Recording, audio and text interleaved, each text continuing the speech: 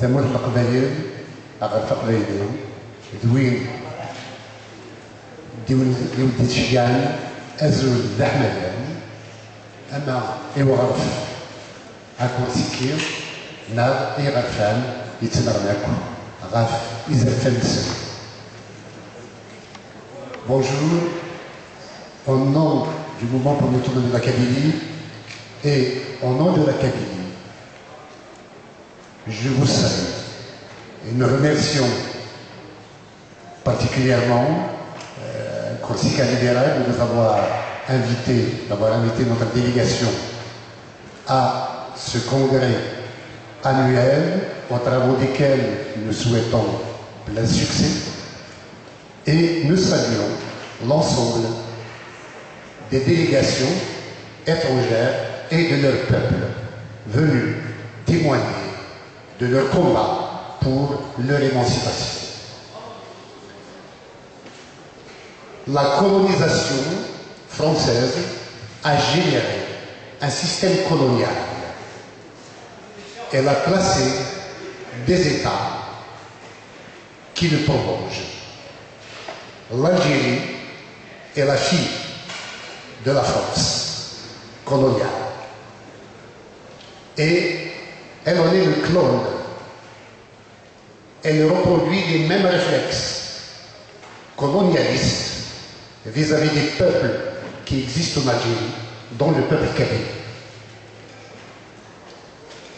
Depuis l'indépendance de l'Algérie, pour laquelle la Kabylie s'était engagée en masse, il ne s'est pas passé un jour sans que le bras de fer entre la Kabylie et le pouvoir algérien ne redouble de férocité. Cela fait bientôt donc, depuis 1962 à nos jours, bientôt 50 ans, bien que nous luttons pour notre identité et notre culture. Sans résultat. Dès l'indépendance, il y avait une guerre. C'était les moyens de l'époque qui étaient engagés entre l'Algérie et la Kabylie, qui s'étaient soldés par la défaite de la Kabylie. Depuis,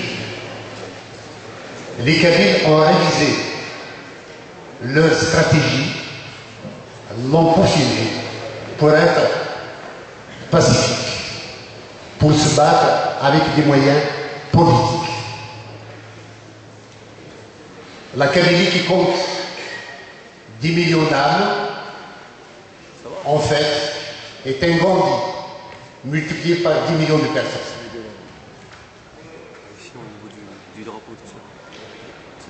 En 1980, elle a cassé le système de la peur qui était établi par le parti unique soviétisant. C'est elle qui a généré la démocratie pour l'Algérie. En 1994, elle a organisé, dans une ambiance générale de bruit de balles, de coups de couteau, de bruit de bottes, une action pacifique, c'est le boycott scolaire, par lequel la Kabylie, montrait qu'il y avait d'autres voies de lutte que celles prônées par les islamistes au pouvoir. 2, qu'elle tenait à sa langue et qu'elle refusait la langue qu'on lui a imposée.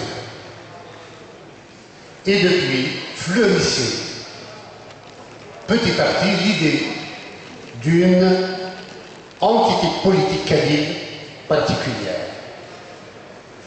À l'assassinat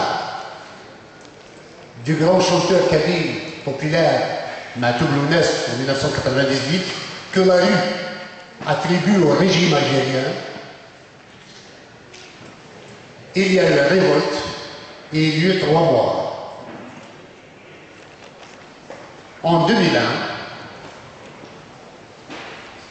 un jeune lycéen a été tué par des gendarmes dans la brigade même de la gendarmerie, par une rafale d'une arme à feu.